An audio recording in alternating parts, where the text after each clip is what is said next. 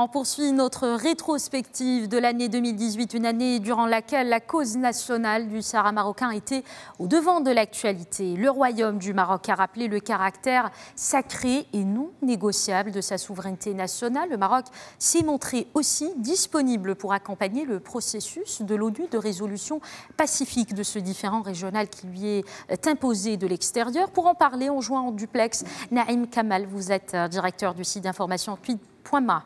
En direct avec nous depuis Rabat. Bonsoir. Bonsoir. Alors, on commence avec ces dates. D'abord, le 9 avril 2018, une importante délégation composée des dirigeants des partis politiques et conduite par le chef du gouvernement, Saad Latmani, s'est rendue à Laayoune pour une rencontre nationale, une rencontre de mobilisation suite aux provocations du Polisario dans la zone tampon du Sahara marocain. Alors, cette rencontre s'est soldée par la déclaration de Laayoune, on le sait, un document où les partis politiques condamnent fermement les manœuvres des adversaires de notre intégrité territoriale et demande aussi le respect des résolutions de l'ONU. Et quel a été l'impact de ces déclarations selon vous? Je voudrais d'abord, avant de répondre à votre question, souligner que la date du 9 avril elle-même est très chargée de symboles. Elle fait référence au discours de Feu Mohamed V, le discours du 9 avril 1947 à Tanger, où le souverain a été réaffirmé la revendication nationale, la revendication marocaine de recouvrer toute sa souveraineté nationale. Et donc, cette façon d'inscrire cet appel dans la continuité du 9 avril, c'est une façon très forte de signifier que le Maroc, les Marocains, restent attachés à un processus qui a commencé il y a longtemps et qu'on n'a pas encore terminé, que la récupération du Sahara fait partie de ce long combat. Maintenant, évidemment, l'appel de Laayoune est un appel qui a eu l'avantage, ou disons, de remobiliser les populations, de remontrer à qui veut encore le voir ou qui n'a pas encore voulu le voir que le peuple marocain, quelles que soient ses formations politiques, quels que soient ses syndicats, ses associations, qu'ils soient partisans ou indépendants, est mobilisé au même titre que le souverain pour préserver l'intégrité du Maroc et l'unité nationale. Évidemment, cet appel est intervenu à un moment où l'affaire du Sahara connaissait une nouvelle dynamique qui va marquer, bien sûr, comme on va certainement en parler, l'année 2018. Alors, Naïm Kamal, toujours en avril 2018, le Conseil de sécurité de l'ONU a prorogé de 6 mois et non pas d'1 an, comme habituellement, le mandat de la MINURSO. Par cette résolution 2414, l'ONU a souligné qu'il convient de faire des progrès dans la recherche d'une solution politique réaliste, pragmatique et durable à la question du Sahara marocain. Est-ce que cette résolution a marqué un tournant dans ce dossier, selon vous ? D'abord, il a marqué, à mon sens, la lassitude de la communauté internationale devant les blocages qui empêchent ce dossier de progresser et de trouver sa voie vers une solution, comme l'a toujours souligné le Conseil de sécurité, pacifique, politique, mutuellement acceptable, c'est-à-dire une situation de compromis auquel le Maroc avait déjà répondu en 2007 en proposant son plan d'autonomie, parce qu'on ne peut pas aller plus loin, comme l'a répété le roi Mohamed VI souvent, et qu'il y a surtout cette volonté de dégeler ou de décongeler plutôt l'état des lieux, même si on se retrouve au Sahara. Donc c'était important à ce niveau-là. Également, pour l'histoire de 6 mois, c'est plus une affaire américaine qu'une affaire du Conseil de sécurité, car comme on le verra plus tard, la France, qui est une puissance détentrice du veto, donc un membre permanent du Conseil de sécurité, tout comme le nouveau, qui n'est plus nouveau, le nouveau secrétaire général de l'ONU, M. Guterres, ont souligné que ces 6 mois constituaient pour eux et pour le fonctionnement de l'ONU dans cette zone des contraintes auxquelles ils n'ont pas les moyens de faire face. Ils avaient demandé, lors du vote de la résolution 2440, de le proroger comme d'habitude à une année, mais bon, les Américains n'ont pas suivi parce qu'ils ont la volonté de bousculer, non pas la MINURSO, pas seulement la MINURSO comme on voudrait nous le faire croire, mais toutes les forces de maintien de la paix, de la sécurité, ou toutes les forces d'interposition qui, dit-il, constituent un gouffre pour les finances de l'organisation internationale. Disons que la résolution 2414 a été la résolution qui a annoncé un peu, d'une certaine manière, indirectement ou implicitement, ce qui allait devenir plus tard la table ronde de Genève. Alors on y reviendra justement. En juin 2018, Hort Scholar s'est félicité des progrès et du développement réalisés dans les provinces du sud du Maroc, notamment sur les plans économiques et social au terme de sa visite sur place. Peut-on dire aujourd'hui que sa compréhension du dossier du Sahara marocain a évolué après ce voyage ?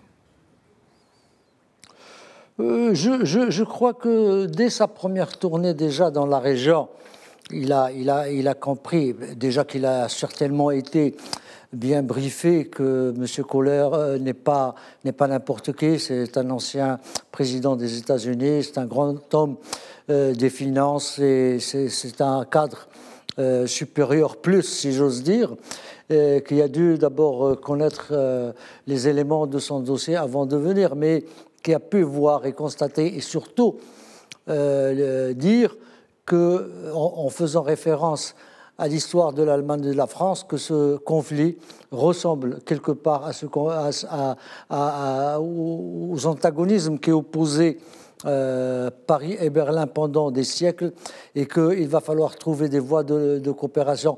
Ça lui a permis également, cette visite, de voir in situ au Sahara comment vit la population, comment se développe la région, comment toutes les propagandes menées par les adversaires de l'intégrité territoriale ou de l'unité territoriale du Maroc propagent à travers plusieurs tribunes pour dire que c'est de la répression, c'est de la spoliation, c'est de l'exploitation.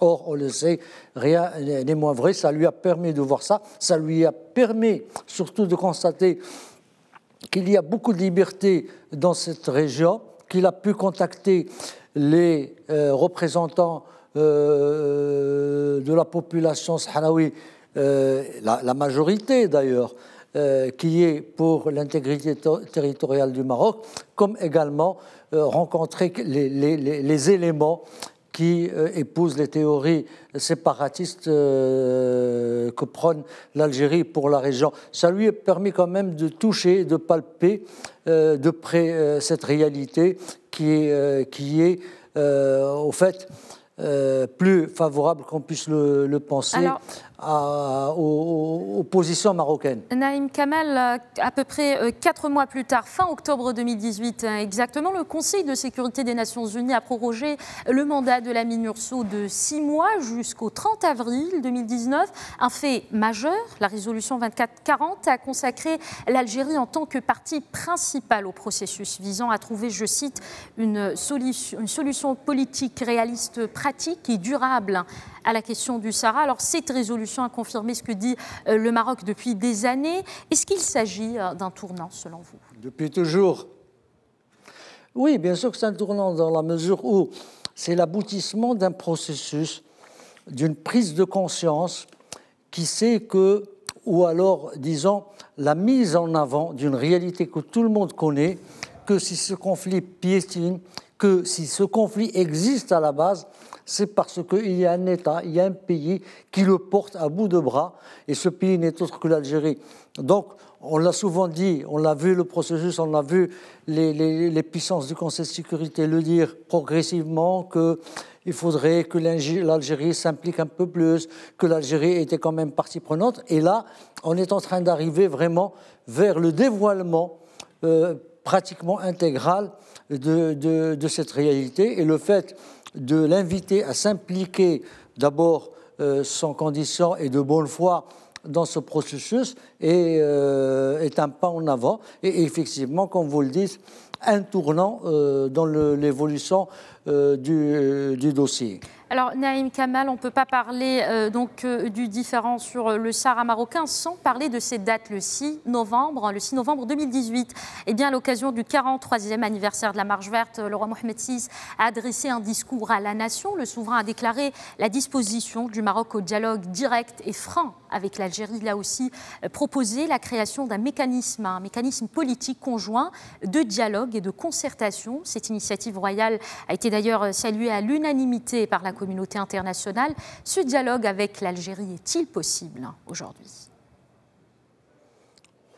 Peut-être tout de suite non, mais à l'avenir certainement, parce qu'un jour ou l'autre, il va falloir retrouver la raison. Il va falloir revenir aux fondamentaux de la lutte maghrébine, de la lutte des peuples maghrébins, non pas pour ces slogans un peu creux de l'unité, de l'union, etc., mais d'une réelle et d'une profonde coopération entre les pays, les États, les gouvernements, les peuples de la région, afin que chaque pays puisse, de concert avec les autres, aspirer à un meilleur développement, à des meilleures situations économiques, sociales, culturelles, à tout le niveau.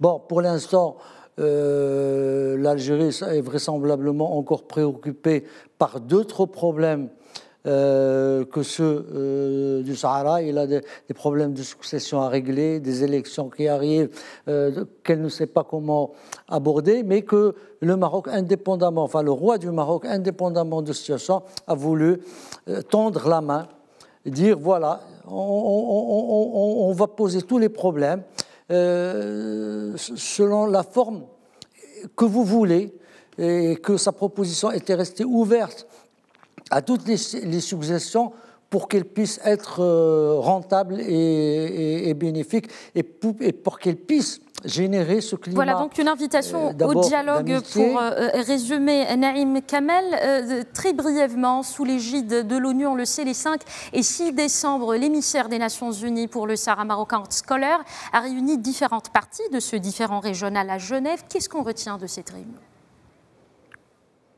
On retient que les partis ont parlé, ils ont discuté. Et quand on dit les partis, c'est l'Algérie et le Maroc, et accessoirement la Mauritanie et le Polisario.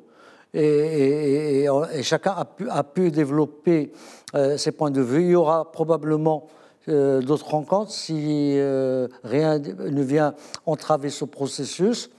Et on a surtout retenu que pour l'instant, il y a eu, je crois, 7 ou 8 heures de discussion autour d'une même table, que l'autre partie reste encore campé sur ses positions. Et d'ailleurs, c'est pour ça que le ministre des Affaires étrangères marocain, à la sortie de cette rencontre ou de cette table ronde, avait déclaré que d'accord, on a fait un premier round, maintenant il va falloir soit développer un nouveau langage, avancer de nouvelles idées, ou alors ce n'est pas la peine.